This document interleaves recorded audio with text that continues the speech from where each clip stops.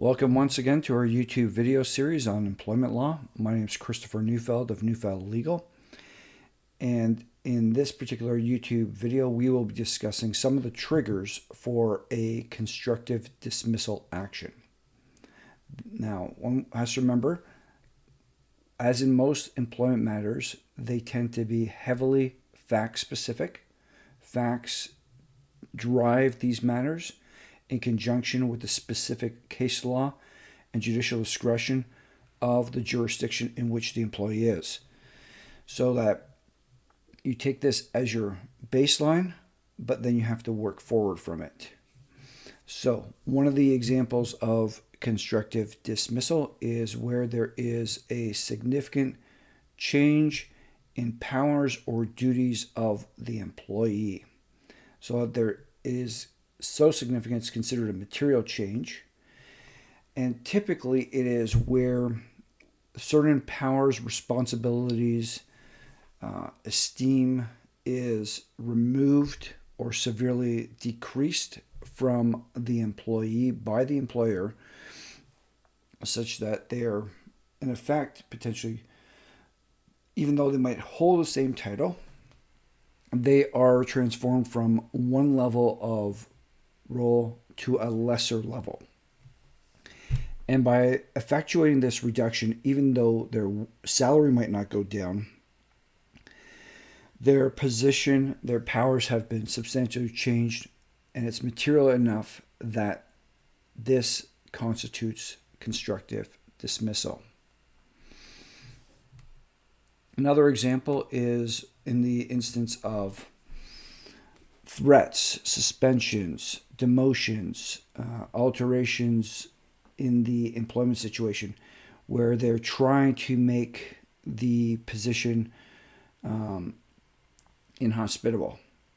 Typically, where it's constructive dismissal, the grounds for these threats or suspensions or demotions are very flimsy and also are inconsistent with past practices of the business, whether it is with respect to that particular employee or with respect to employees in general. Another trigger for constructive dismissal is where there is a unilateral reduction on the part of the employer of the hours, the salary, the status, the benefits of the employee.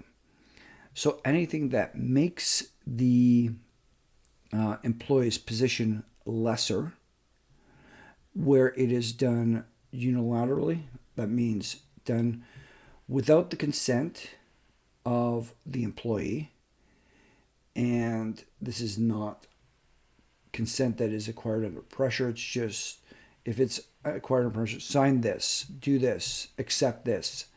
Those kinds of scenarios are going to be a basis upon which an argument for constructive dismissal might be claimed.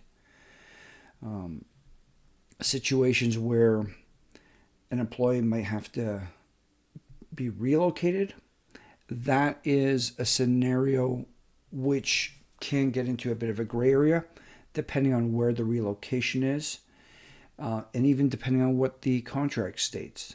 There may be relocation scenarios which are permissible. There may be also, and this is where we go back to, in closing, the fact-specific nature of these matters. The scope and type of employment might be such that certain conditions are found which favor or disfavor an argument for constructive dismissal. So the facts are heavily built into this, as well as the prevailing case law. And as I've stated before, so much of it depends on which jurisdiction you are in, be it a state or province, and which courts you're in front of, or if you're in front of a tribunal as opposed to a court, and then even the presiding judge or arbiter of the situation.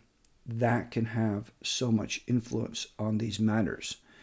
Nevertheless, those are some of the triggers that might be the basis for precipitating a constructive dismissal claim. I hope you found it helpful.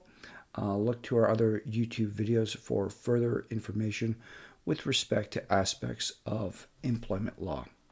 Thank you.